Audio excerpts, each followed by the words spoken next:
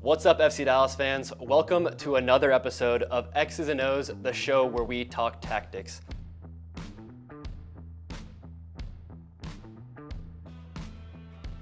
I'm Garret Melcer, and as always, I'm joined by the great Steve Davis, otherwise known as the philosopher of Dallas soccer. Not true, but continue. What are we talking about today, Steve? Going to show you a recent goal, a Paul Arriola goal, big, huge goal and a big, huge win. It was all about running at players with the ball, hard, committed runs off the ball. It was all about aggressive, attacking intent. Let's take a look. Elements that you deal with when things don't go your way. How do you overcome them psychologically, physically turn them into results that you're looking for, and ultimately snatch a point from the jaws of defeat, then even snatch 3 points from the jaws of a draw? Mamacall gets it from Obrian, it's there! Okay, so we just showed you the whole goal. Now we're going to start breaking it down, and I'm going to show you what I just love about this goal. You see right here, RSL is in good defensive shape. It's 6v5. They have 6 defenders against 5 attackers. You always want an extra defender. So that right at this point, RSL is in really good shape. But when Paul drives inside, he starts breaking things down a little bit. Now we're going to look and see. Again, RSL is in good shape. Paxton is covered up there. We see the spot shadow there on Palacio. And then you got Jesus accounted for by Silva. So everything is okay at this point. But now, as Paul Arriola drives inside, he takes a couple of defenders out of the play. And what does that do? That opens up the passing lane into Paxton.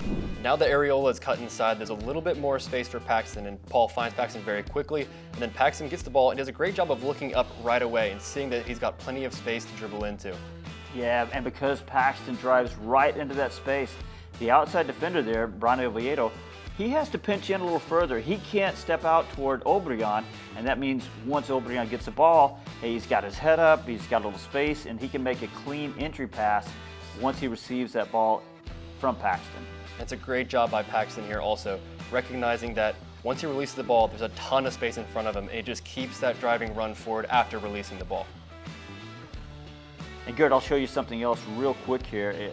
If we can back it up just a little bit there. Both players involved here, Paxton and Obrian, they receive the ball properly with their back foot, meaning their body shape is open and available to play forward immediately. See, so many good details on this goal are going right for FC Dallas. You pointed this out a minute ago. Here's the best part of this whole goal for me. As soon as Paxton passes to Obrian, he immediately launches a really hard, committed run forward. On the game broadcast, I remember as soon as I saw Paxton launch that hard run, I just knew something good was going to come of all this.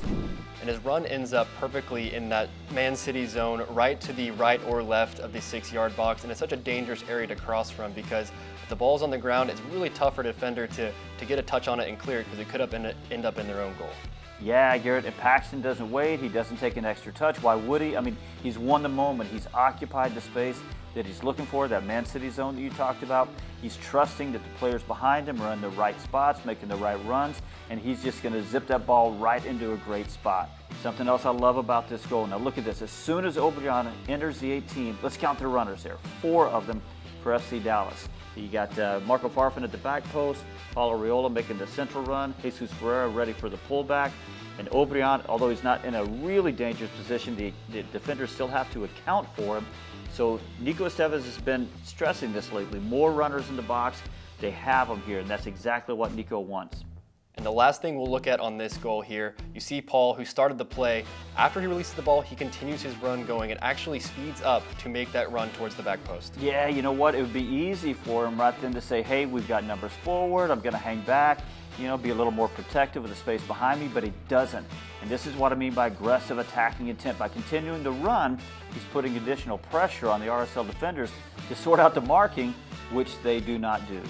See, all the hard work is done now. When you do everything so well in the build, the finish is the least exciting, least complicated part of the whole thing. So Arriola gets his second goal this year. It's a big one. It's the equalizer that starts a comeback that ends in a huge 3-2 road win. Love, love, love this goal. There you have it, a complete breakdown of the quintessential Nico Ball goal, courtesy of one Paul Arriola. Steve, as always, thank you so much for your time. I always enjoy it.